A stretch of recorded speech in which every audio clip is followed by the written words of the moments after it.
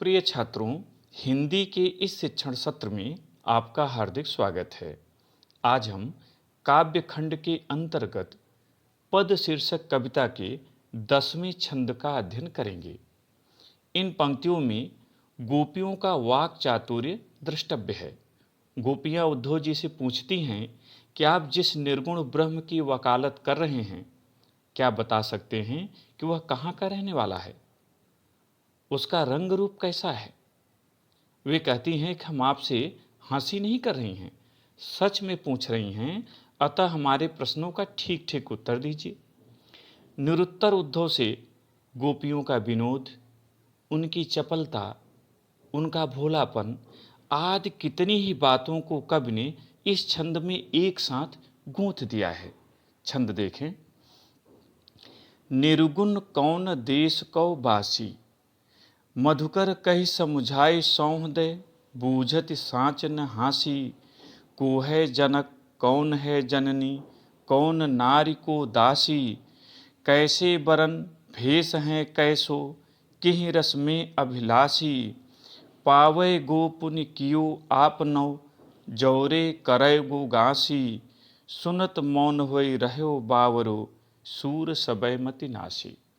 संदर्भ प्रस्तुत सुललित, सारगर्भित एवं मार्मिक काव्य पंक्तियाँ हमारी पाठ्यपुस्तक हिंदी के काव्य खंड के अंतर्गत पद शीर्षक से अवतरित हैं।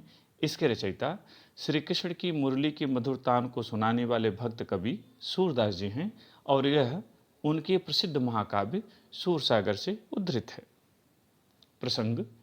प्रस्तुत पंक्तियों में कवि ने गोपियों के माध्यम से निर्गुण ब्रह्म की उपासना का खंडन तथा सगुण ब्रह्म की भक्ति का मंडन किया है।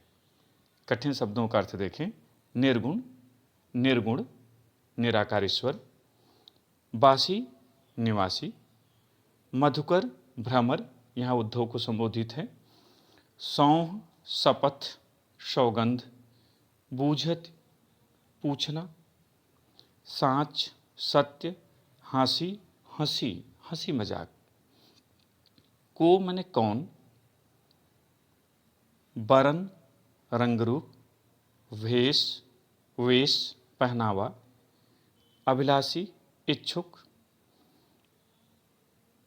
गांसी छल कपट, बावरू पागल, मति बुद्धि विवेक, नासी नष्ट होना। व्याख्या देखें।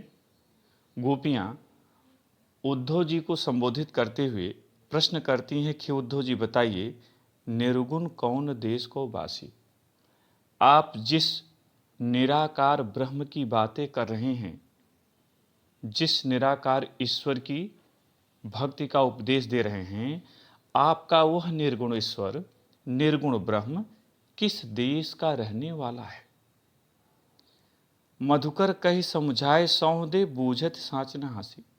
वे कहते हैं, हे उद्धव जी, यहाँ मधुकर उद्धव को संबोधित है, हे उद्धव जी, कही समझाए, आप हमें समझा कर कहिए, सौंह दे, हमारी आपको शपथ है, सौगंध है, बूझत साँच, हम सच में पूछ रही हैं, न हासी, आपसे हंसी नहीं कर रही हैं, आपसे हंसी मजाक नहीं कर रही हैं।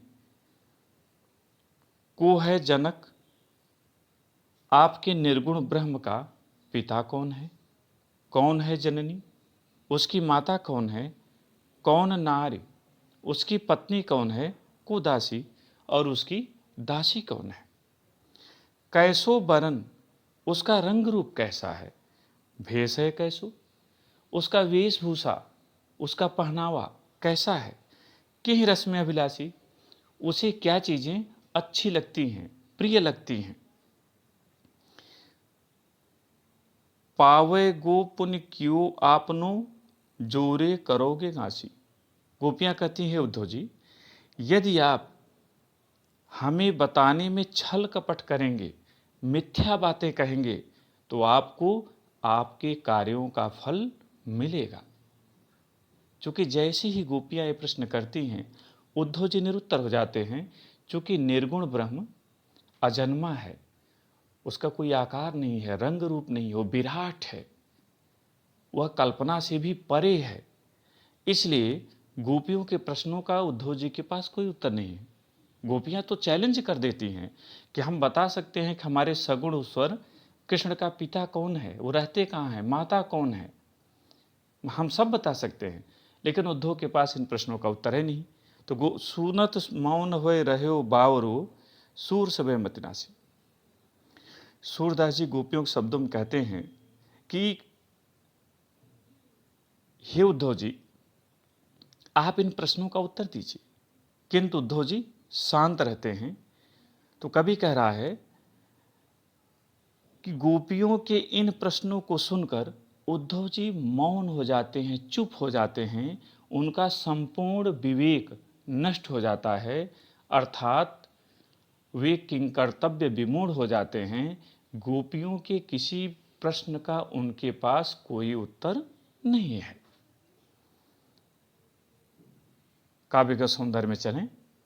पहला, प्रस्तुत पंक्तियों में गोपियों की वाग विदग्धता प्रशंसनीय है। दूसरा, रस वियोग श्रृंगार। तीसरा, छंद गेयपद।